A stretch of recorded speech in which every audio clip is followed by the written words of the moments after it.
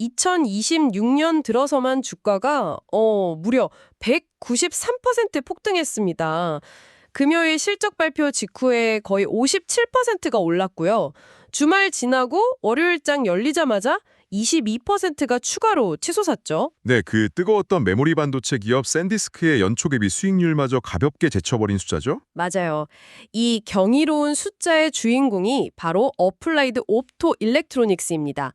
흔히 주가가 단기간에 이렇게 막 폭발적으로 급등하면 여러분도 당연히 시장 과열이나 밈주식 현상부터 의심하시잖아요. 그렇죠. 보통은 그런 의심이 먼저 드는 게 합리적입니다. 근데 이번 케이스는 궤가 전혀 다릅니다. 이 기업이 다루는 기술이 현재 전 세계를 뒤흔들고 있는 AI 인프라의 가장 깊고 물리적인 층위, 즉 광 네트워킹 시장의 핵심을 아주 정확히 관통하고 있거든요. 근데 보통 기술주 흐름에서는 쉽게 찾아볼 수 없는 궤적이 맞아요. 시장의 펀다먼털 평가가 이토록 단기간에 극적으로 재조정되는 데에는 다 그만한 구조적 이유가 있는 거거든요. 오늘 저희가 파헤쳐볼 주제는 단순히 주가가 오른 특정 종목을 리뷰하자는 게 아닙니다. 화려한 AI 소프트웨어 이면에 존재하는 아주 차갑고 단단한 하드웨어의 세계, 그리고 그 물리적 인프라의 병목 현상을 해결하려는 치열한 기술적 투쟁에 대한 이야기죠. 자, 하나씩 짚어보죠. 먼저 광 트랜시버라는 기술에 대해 좀 쉽게 풀어볼까요? 흔히 여러분이 AI 수혜주라고 하면 엔비디아 같은 GPU 설계 기업이나 고대역폭 메모리 기업을 가장 먼저 떠올리실 텐데요. 여기서 매력적인 부분은 사실 연산 장치들이 아무리 강력해져도 그 사이를 연결하는 데이터의 길이 막혀 있다면 막대한 투자금은 그저 엄청난 열에너지로 낭비될 뿐이라는 점입니다. 데이터의 길, 이 표현이 지금 상황을 아주 정확하게 설명해 주네요. 이 회사의 주력 기술이 바로 고속 광 트랜시버잖아요. AI 데이터 센터의 트래픽 처리 과정을 뜯어보면 기존 구리선 기반의 전기 신호가 가진 물리적 한계가 이게 진짜 얼마나 심각한지 바로 알 수 있습니다. 맞아요. 구리선으로 데이터를 전송할 때 데이터 양을 늘리거나 전송 거리를 조금만 연장하려고 해도 필연적으로 엄청난 발열이랑 신호 감쇄 현상이 발생하거든요. 네, 특히 요즘처럼 수만 개의 GPU가 거대한 클러스터 단위로 묶여서 쉴 새 없이 병렬 연산을 수행하는 환경에서는 구리선이 버틸 수 있는 그 물리적 임계점을 한참 전에 넘어선 상태입니다. 꽉 막힌 전기도로라는 거죠. 그래서 답답한 전기 신호를 빛으로 변환해서 광섬유로 쏘아보려는 광 트랜시버가 필수 불가결한 핵심 장치로 자리 잡은 겁니다. 여기서 우리가 주목해야 할 점은 데이터 센터 내의 연결성을 전기에서 빛으로 전환하는 게 단순한 스펙 업그레이드가 아니라는 거예요. 아키텍처 자체의 패러다임 전환이라는 거군요. 정확합니다. 초고대 언어 모델을 학습시키는 과정을 한번 생각해 보세요. 수조 개의 파라미터를 실시간으로 업데이트하기 위해서 GPU 서버들 사이에 오가는 데이터 양은 정말 상상을 초월합니다. 이때 필수로 요구되는 스펙이 초당 테라비트 단위의 폭발적인 고대 역복, 그리고 데이터 도달 시간을 마이크로초 단위로 단축하는 저지연 연결성입니다. 전자를 광자로 바꾸고 그 광자를 목적지에서 다시 전자로 변환하는 이 작고 정교한 부품이 사실상 천문학적인 돈이 투입된 AI 데이터 센터 전체의 연산 효율을 좌지우지하는 거네요. 네, 일종의 게이트키퍼 역할을 수행하고 있는 셈이죠. 비유하자면 엄청나게 비싼 최고급 엔진을 달아놓고 연료 호스가 좁아서 제 속도를 못 내는 상황이었는데 이 기술로 그 병목을 완전히 해결했다는 거군요. 그런데 이 회사의 성장폭이 단순히 기술 트렌드를 잘 탔다는 것만으로는 설명이 부족할 정도로 약간 너무 폭발적이지 않나요? 그 부분도 숫자로 명확하게 드러납니다. 팩트셋이 집계했던 애널리스트들의 당초 연간 매출 예상치가 8억 3,500만 달러 수준이었잖아요. 그런데 어플라이드 옵토 일렉트로닉스, 줄여서 AOI가 최근 내놓은 연간 가이던스는 무려 10억 달러를 훌쩍 넘겼어요. 월가의 모델링을 완전히 무너뜨린 숫자였죠. 이걸 더 큰 그림과 연결해보자면 리덤의 라이언 쿤츠 애널리스트가 아주 흥미로운 분석을 내놓았습니다. 이 폭발적인 상향 조정의 배경에는 AI 인프라 수요라는 거대한 파도 위에 지정학적 재편이라는 또 다른 강력한 파도가 완벽하게 겹쳐져 있다는 거예요. 지정학적 요인이요? 사실 정치나 외교 문제가 하드웨어 공급망에 미치는 영향은 항상 저희가 거리를 두고 팩트만 보려고 노력하는 부분인데 이번 랠리에서는 그게 완전히 핵심적인 촉매제로 작용했군요. 맞습니다. 쿤츠 애널리스트가 짚어낸 핵심 팩트는 중국 기반 광통신 부품 업체들이 북미와 유럽의 티어1 클라우드 서비스 제공업체 공급망에서 매우 빠르게 배제되고 있다는 점입니다. 과거에는 사실 압도적인 비용 효율성 때문에 중국산 트랜시버가 글로벌 시장 점유율을 꽤 크게 차지하고 있었잖아요. 네, 그랬죠. 하지만 지금은 주요 국가들 사이에 기술 패권 경쟁이 심화되면서 거시적인 상황이 완전히 달라졌습니다. 국가 핵심 인프라와 직결되는 AI 데이터 센터에 특정 국가의 하드웨어가 들어가는 것에 대한 보안 우려가 극도로 높아진 상태거든요. 이른바 크리 네트워크 기조가 이제는 통신망을 넘어서 데이터 센터의 제일 말단에 있는 광학 부품 단위까지 강력하게 영향을 미치고 있다는 뜻이네요. 그렇죠. 클라우드 사업자들 입장에서는 공급망의 탄력성 측면에서도 특정 국가에 대한 의존도를 당장 낮출 수밖에 없는 구조가 된 겁니다. 하긴 관세 리스크나 갑작스러운 수출 통제 같은 불확실성을 껴안고 수십억 달러짜리 AI 데이터 센터 건립 프로젝트를 위태롭게 진행할 수는 없겠죠. 결과적으로 기존 업체들이 차지하고 있던 거대한 시장 점유율에 커다란 공백이 발생했고 북미나 대만 등의 제조 기반을 둔 AOI 같은 기업들이 그 이탈 물량을 고스란히 흡수하게 된 겁니다. 수요는 폭발적으로 팽창하는데 믿고 맡길 수 있는 벤더풀은 오히려 급격히 축소되는 공급자에게는 완벽한 상황이 발생한 거네요. 이게 단순히 이번 분기 매출이 늘어난다는 단기적인 호재로 끝나는 게 아닙니다. 향후 하이퍼스케일러들과 맺게 될 장기적인 부품 공급 계약에서 AOI가 과거와는 비교할 수 없을 정도로 강력한 가격 협상력을 쥐게 되었다는 것을 의미하죠. 10억 달러라는 가이던스는 이런 생태계의 구조적 재편이 이미 숫자로 실현되기 시작했다는 명백한 신호탄입니다. 더 놀라운 건 이 회사가 쥐고 있는 가장 치명적인 무기가 아직 시장에 본격적으로 풀리지도 않았다는 사실 아닙니까? 올해 2분기부터 800G 트랜시버 생산을 대대적으로 램프업한다는 계획을 세우고 있죠. 맞습니다.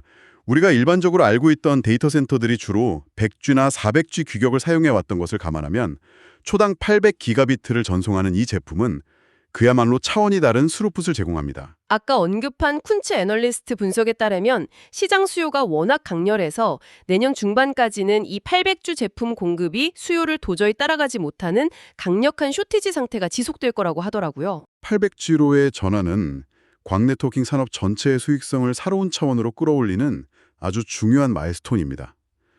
대역폭이 2배로 늘어났다고 해서 제조 난이도가 단순히 2배가 되는 게 아니거든요. 물리적 한계를 극복해야 하니까 더 복잡해지겠죠? 네, 800G라는 엄청난 속도를 물리적으로 안정화하려면 레이저 다이오드의 극도로 정밀한 정렬이 필요하고요.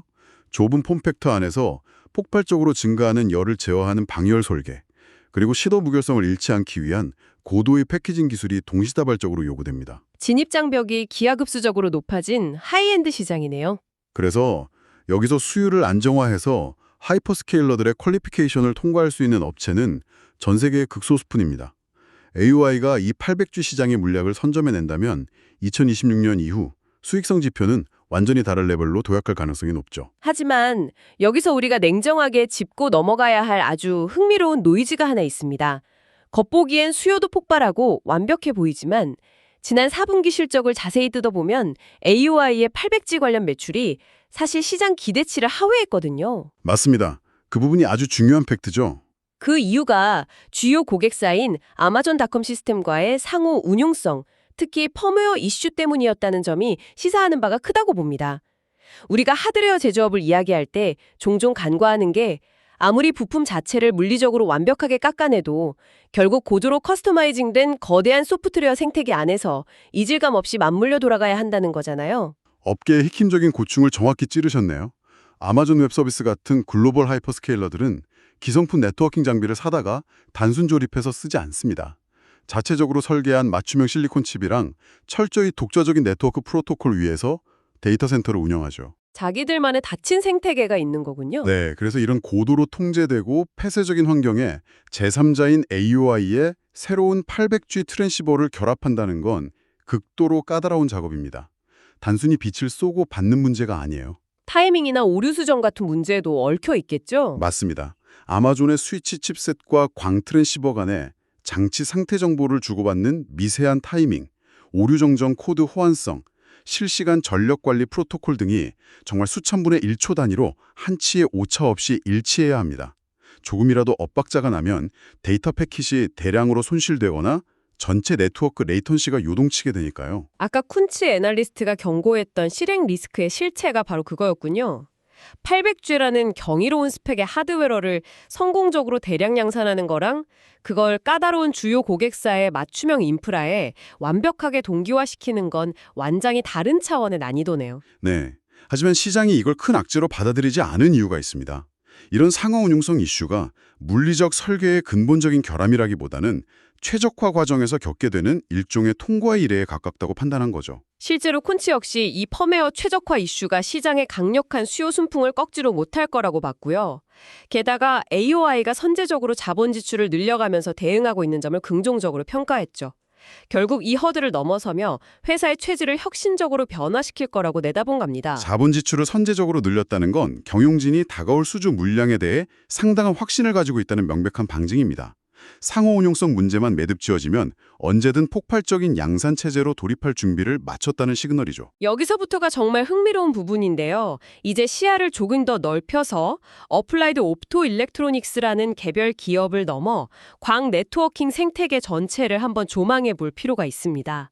이번 주 월요일에 시장 전체의 열기를 증명하는 아주 상징적인 뉴스가 하나 있었잖아요. 네, 엔비디아의 구매 계약 발표 말씀이시죠? 맞습니다. 글로벌 AI 하드웨어 시장의 절대적 지배자인 엔비디아가 코이런트 그리고 루멘텀 홀딩스와 수십억 달러 규모의 비독점 구매 계약을 체결했습니다.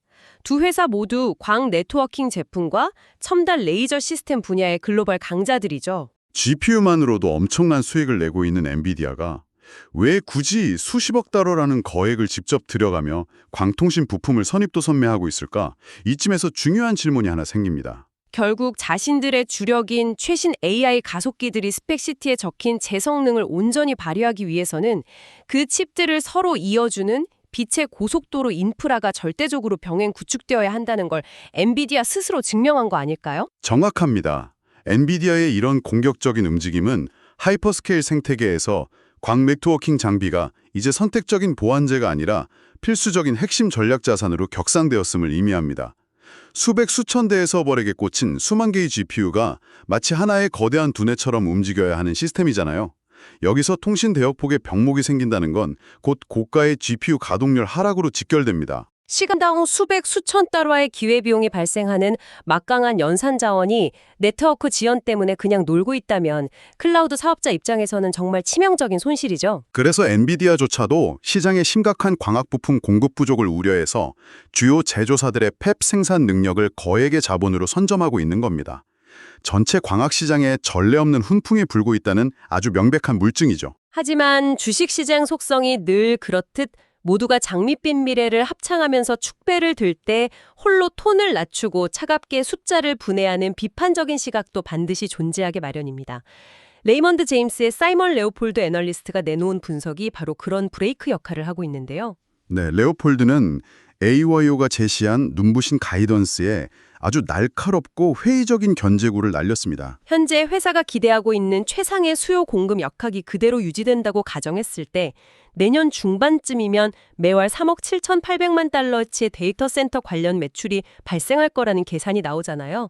이걸 연 단위로 환산하면 무려 45억 달러라는 경이로운 규모의 런레이트가 되고요. 레오폴드 애널리스트의 지적은 매우 직관적이면서도 날카롭습니다. 엑셀 모델링상에서 현재 성장률을 선형적으로 연장하면 그 45억 달러라는 숫자를 기계적으로 도출할 수는 있겠지만 현실의 제조업 비즈니스에서는 그것은 너무 공격적이라는 겁니다. 기업의 모든 가용 자원과 외부 환경이 100% 완벽하게 맞아떨어지는 이른바 가장 이상적인 시나리오에 맹목적으로 베팅하지 말라는 강력한 경고네요. 맞습니다. 현실의 글로벌 부품 공급망은 결국 차트 위의 직선처럼 매끄럽게 움직이지 않죠. 핵심 원자재 조달이 지연될 수도 있고 다른 후공정 부품 라인에서 예상치 못한 병목이 생길 수도 있습니다.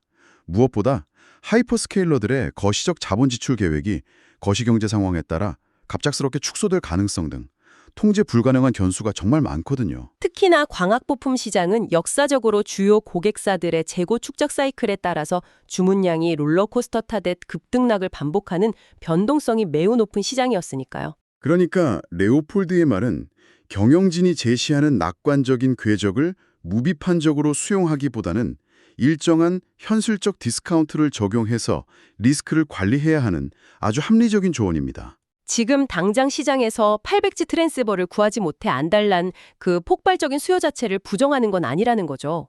네, 하드웨어 제조업 특유의 수율 안정화 기간이나 소프트웨어 호환성 문제, 예상치 못한 거시경제 충격 같은 하방 리스크를 냉정하게 계상식에 넣어야 한다는 의미입니다. 아무리 AI 시장의 비전이 웅장하더라도 물리적인 장비를 직접 깎아내고 배송하고 데이터 센터에 설치하는 과정에는 늘 끈적이는 현실의 마찰력이 존재하기 마련이니까요. 기대감에 부풀어 오르는 멀티플과 공장에서 실제로 제품을 찍어내어 납품하는 현실의 타임라인 사이에는 항상 시차가 발생한다는 점, 투자자 여러분은 이 부분을 절대 잊지 말아야 합니다. 그래서 이 모든 게 대체 무슨 의미일까요? 오늘 우리가 어플라이드 옵토일렉트로닉스라는 한 기업의 극적인 주가 상승을 렌즈 삼아 들여다본 풍경은 정말 많은 시사점을 던져줍니다.